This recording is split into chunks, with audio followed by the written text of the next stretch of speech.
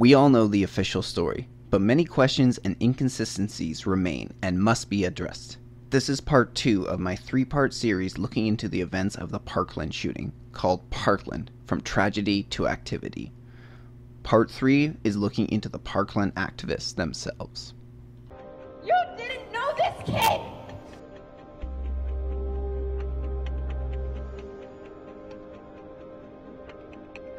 I assume that it's a code red drill because they told us earlier in the day that we're going to be having a code red drill. I assumed it was blanks. Counted the shooter, he looked at me, pointed his AR at me, and started shooting. I pushed all my kids by my door to save as many of them as I could. So right now we're in a school, an active shooter. It's not a drill.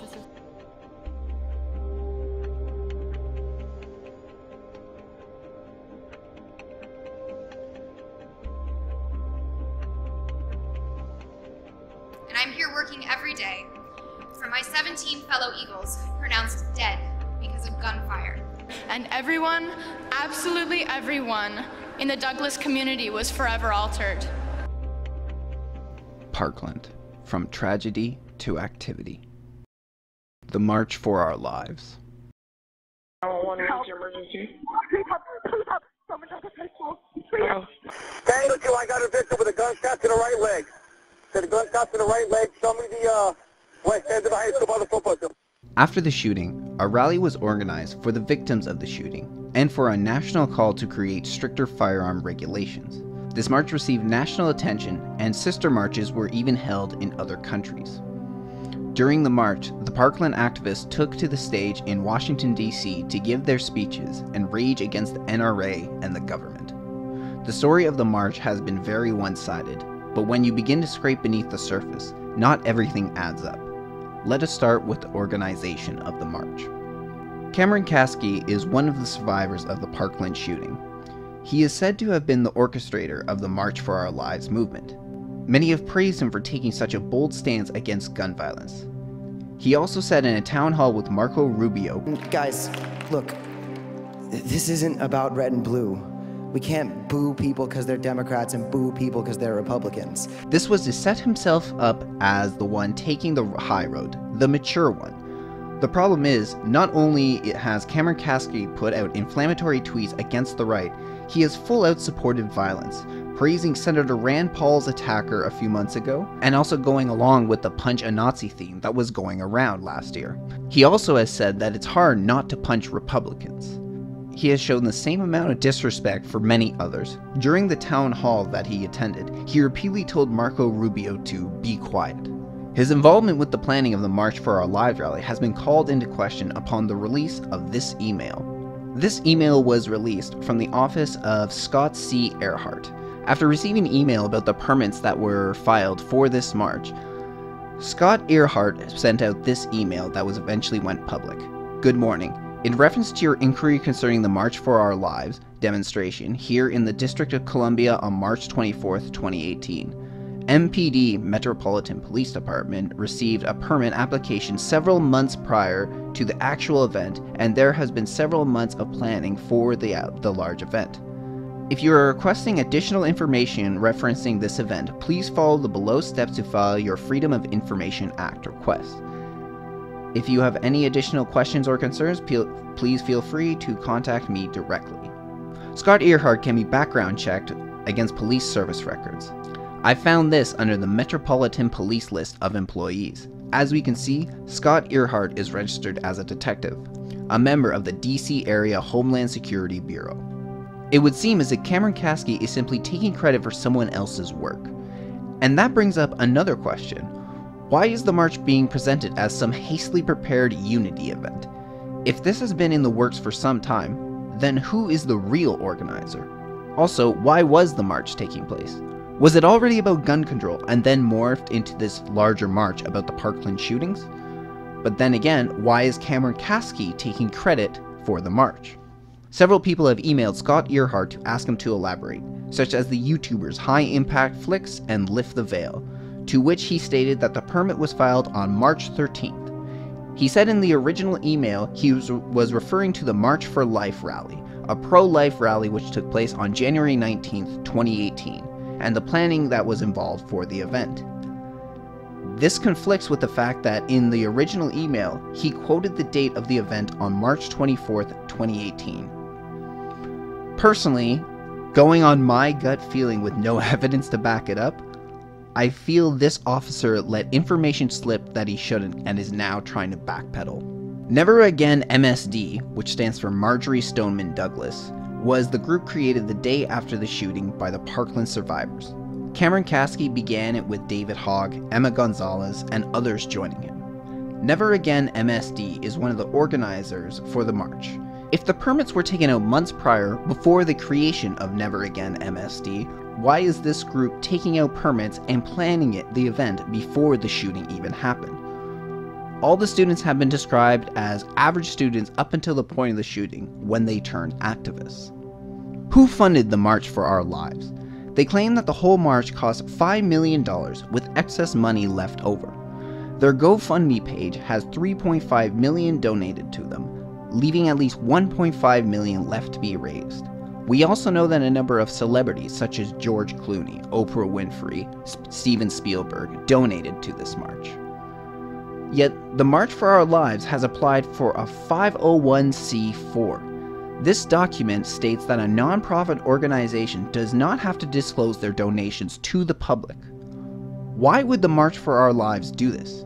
Unless they had donors they wanted to keep secret. A Washington Post article from 2013 explored the issue of the 501c4, and it states, "These groups are allowed to participate in politics so long as politics do not become their primary focus. What that means in practice is that they must spend at least less than 50% of their money on politics. So long as they don't run afoul of that threshold, the group can influence elections, which they typically do through advertising." The above Colbert Report segment sheds some light on the nature of the 501c4s. As we can see, this article is a little old because it's naming the Colbert Report. It is clear from the March for Our Lives movement that they will be trying to influence politics at the legislative level. This 501c4 allows 49% of the profits to be used to influence politics, such as lobbying for gun legislation, which they have successfully done in Florida. Everytown for Gun Safety, the Brady Campaign, Moms Demand Action, and Giffords have publicly supported the march. So, who is being protected?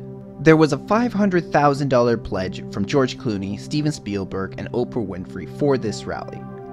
There are still many more celebrities donating funds to this march. Philanthropist and businessman Eli Broad pledged $1 million to the cause.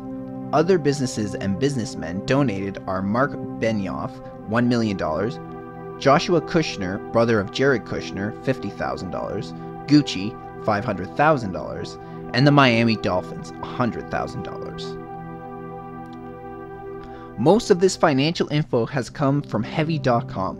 The article also went on to state, board members for March of Our Lives help determine how to use the funds. According to the Huffington Post, these board members include George Kiefer, chair of the Board of Regents in the University of California, Jerry Rhodes, who is with the Friends Committee on National Legislation, a Washington-based lobbying group founded by Quakers, Aileen Adams, who served under former Los Angeles Mayor Antonio Villaraigosa, Nina Vinnick, an attorney who has a background in gun violence prevention, Vernetta Walker from Board Source, an organization that provides support for nonprofit leaders, and Melissa Schultz, an attorney who has expertise in nonprofit law.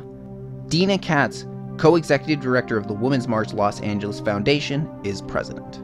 This is a large amount of advocacy groups, lobbyists, all pushing for gun control and many other progressive issues.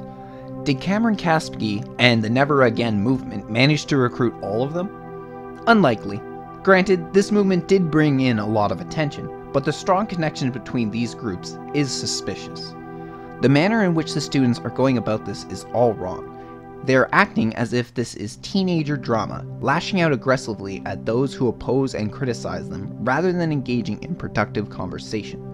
David Hogg challenged Alex Jones to a debate, and then when Jones accepted, David Hogg never responded. David Hogg is proud of the fact that he hung up on Donald Trump and the White House. They also are going in with an all-or-nothing mentality, and are personifying many of the problems right-wingers see with the left these days.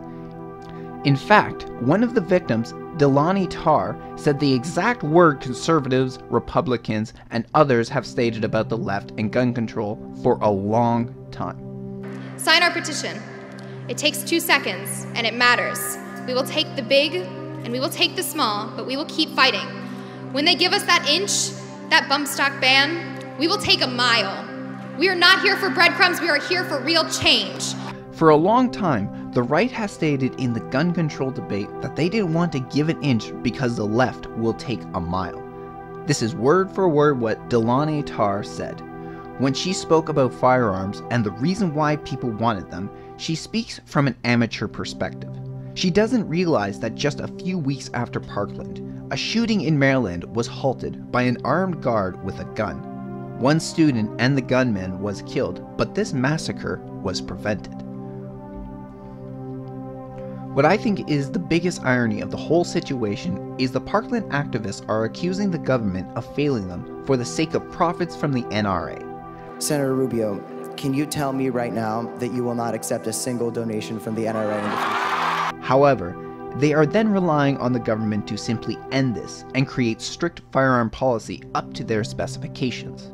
Yet aside from saying that this is what has to be done, they are not offering any solutions.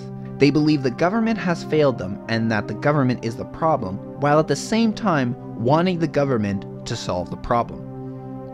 The Parkland survivors are entering a world they know nothing about and are bringing their childish habits to the political arena. But as the dust begins to settle, emotions calm, and the people look for leadership, the people will realize that these kids were good tools, but not good spokespeople.